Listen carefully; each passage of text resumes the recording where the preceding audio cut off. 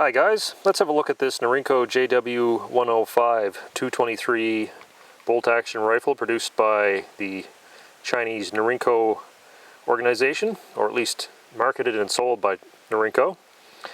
And this is a 223 or 5.56 detachable box magazine fed bolt action.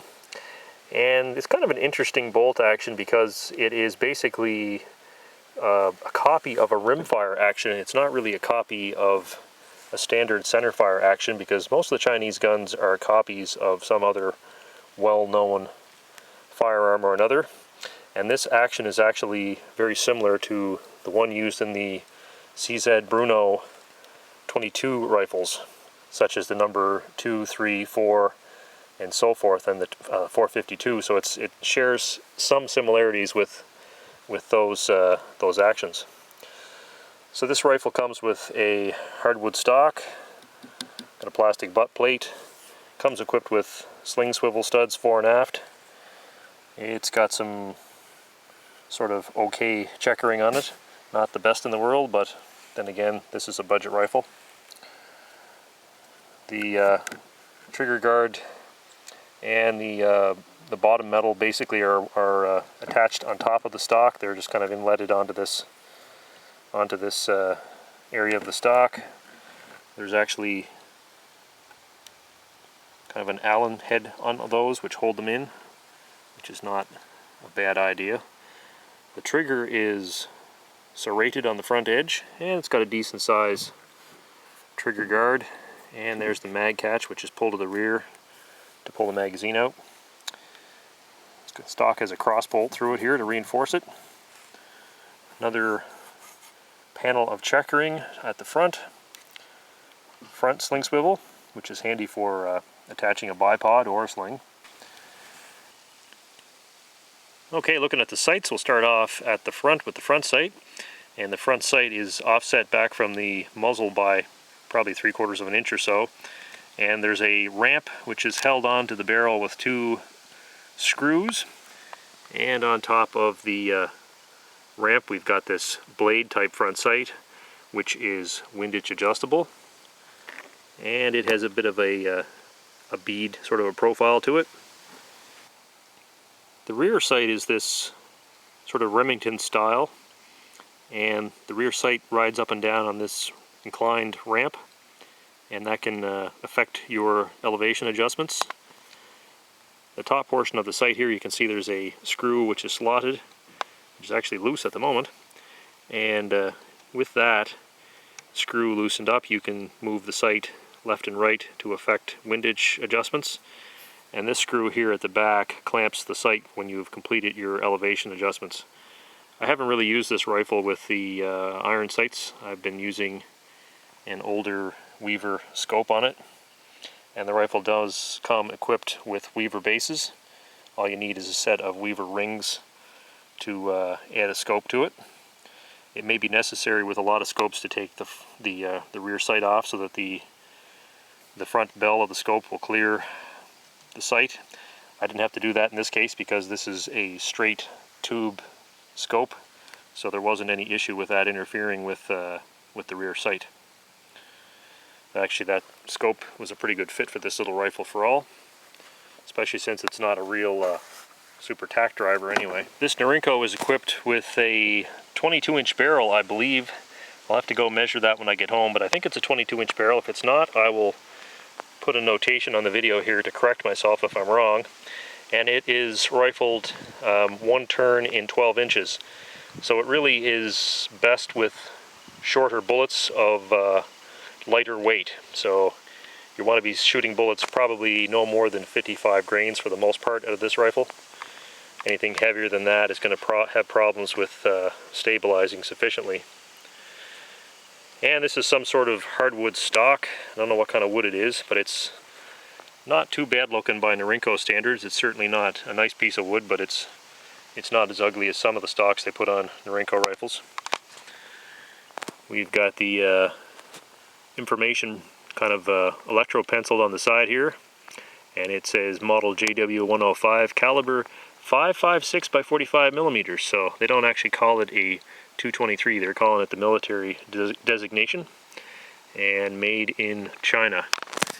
And this lever here is dual purpose. It's basically the ejector, and it's also the bolt stop as well. And on the side of the stock here, we've got a cheek swell for a right-handed shooter. You don't have that luxury if you're a left-handed shooter. The stock does not have that swell on the other side.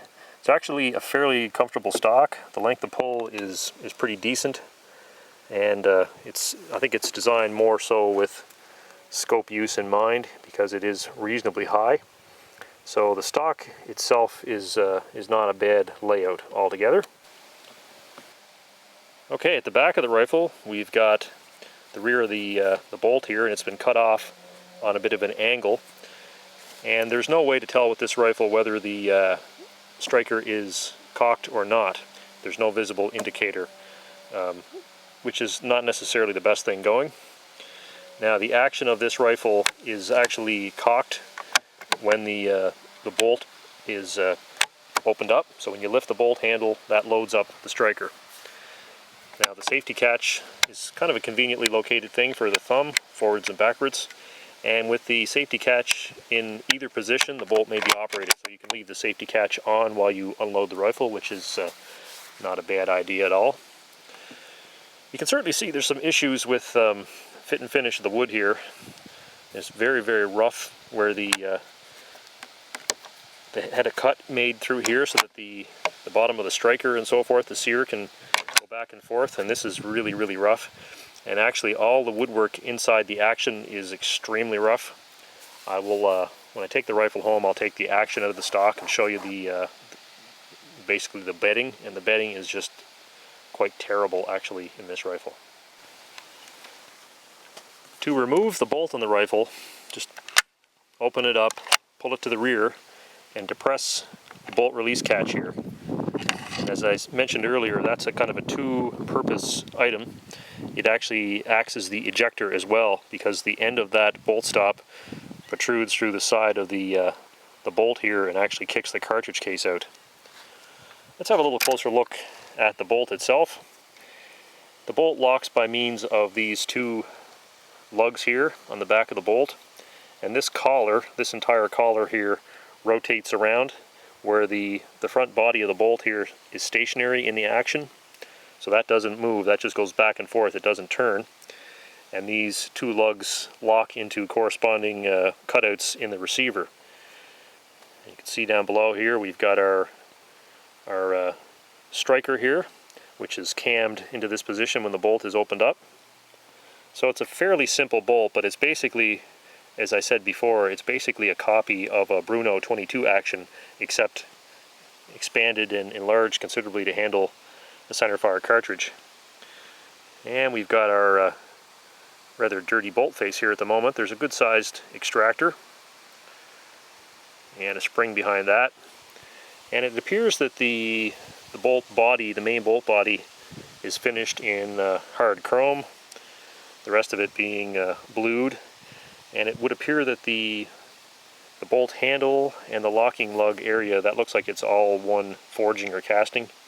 It doesn't look like it's two pieces. And the striker mechanism is of course separate on the end. You can see where there's some threads there that hold it on to the bolt body. We'll have a little closer look at the action itself. Might be able to see where the locking lugs do their thing. Kind of hard to tell with this kind of light. I don't think I'll be able to show it to you sufficiently. But in this portion of the receiver, up about here, there are two locking recesses cut into the back of the tube. The receiver is basically a fairly heavy tube, and it's got these two locking recesses cut into it in the back there. So it should be plenty strong for the cartridge, because there's not a lot of force on that bolt head. It's a small cartridge case. And the magazine feeds basically straight into the chamber because the locking lugs are at the rear of the action. And if we can sort of see in there, You can see that piece moving there or not. Probably not. You can see that piece moving. That's the ejector and also the bolt stop. So fairly simple action, but more than a little rough to operate. There's a lot of machining marks on this, and it's far from the smoothest thing you'll ever see. The Norinco JW-105 has a 5-shot detachable box magazine. It looks a little bit like an overgrown 22 rimfire magazine in a lot of ways, and it is single column, and it loads up in the standard type of manner.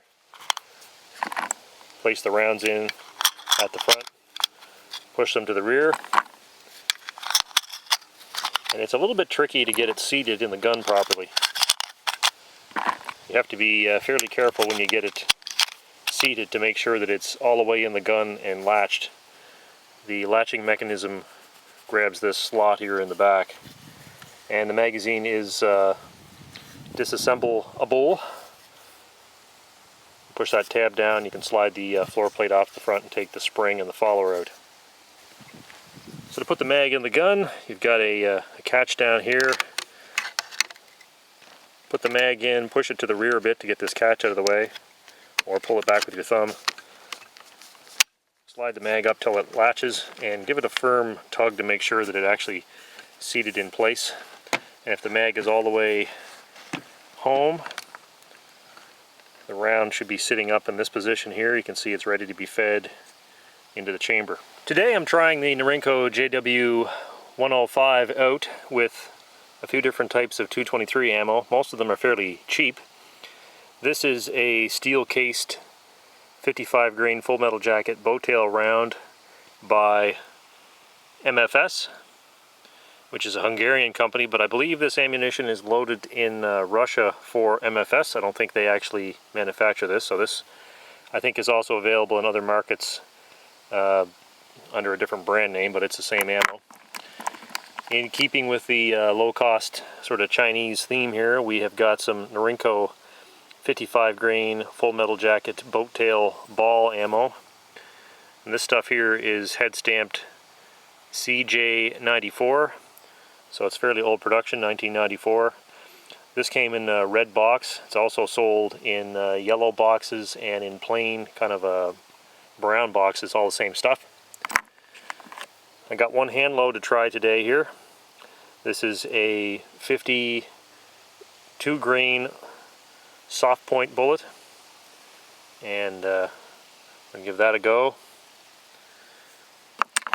And last but not least, I have some, get the camera to focus here, I've got some heavier weight bullets, some 75 grain Hornady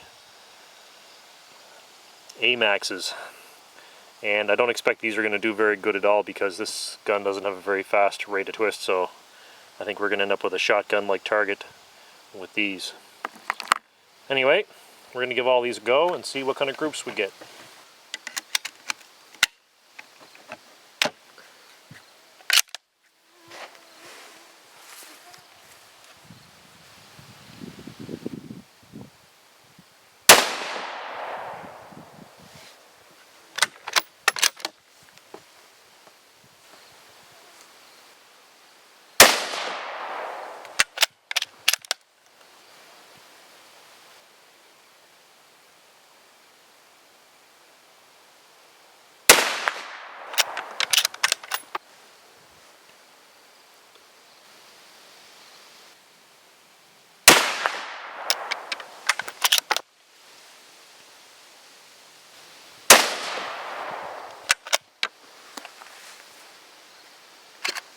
Unfortunately, this rifle has a bit of a chamber defect, and it shows up on the fired brass. You can see right here in the brass there's a line which goes all the way around the chamber, all the way around the brass. That shiny line there. And it appears that this rifle has a scored chamber. Perhaps the reamer had a burr on it or something, and it's actually leaving a little bit of a raised area right there. You can actually, I can feel it with my fingernail, where the brass has pushed out into that ridge in the chamber, and it doesn't seem to be enough to hinder extraction, but it's certainly not something you'd like to see on a any rifle you just bought. So there it is right there. In this case, I'm not reloading the brass, so it's mostly just a cosmetic thing, but I wouldn't be too impressed with that if I planned on reloading for this rifle. Okay, let's have a look at the 4 targets that I shot with the 223 Norinco. The top target here, this is a little less actually than 100 yards. It's actually a complete hand span, so I'm thinking that's probably 7 inches or so across, which is pretty god-awful. And that was shot with the MFS steel-cased 55 grain full metal jacket boat tail. Not very good ammo. I've tried it in other guns and it didn't do well in those guns either, but it's certainly worse in this than anything else I've tried it in. Down below we've got an equally, well, almost equally bad group. This is the Norinco 55 grain full metal jacket boat tail ammunition, the CJ 94 head stamp stuff. And it's, I think these squares are 1 inch, so we're looking at probably 5.5 to 6 inches across. And we have one shot way up here as well, so we've got about the same height, so it's almost a 5 minute of angle group. Beside that, we have a target with absolutely no holes on it at all. This was the 75 grain Hornady AMAXs. I just had a few of those I wanted to get rid of. I didn't think they'd do well, but apparently I didn't even print them on the target. I suspect they went right off the bottom. I don't think they would have done very well anyway because they're way too heavy. And up above we have the one decent group of the day, and it was fired with a hand load with a 52 grain soft point bullet. I just forget right off the top of my head whether that was a Sierra or a Hornady bullet.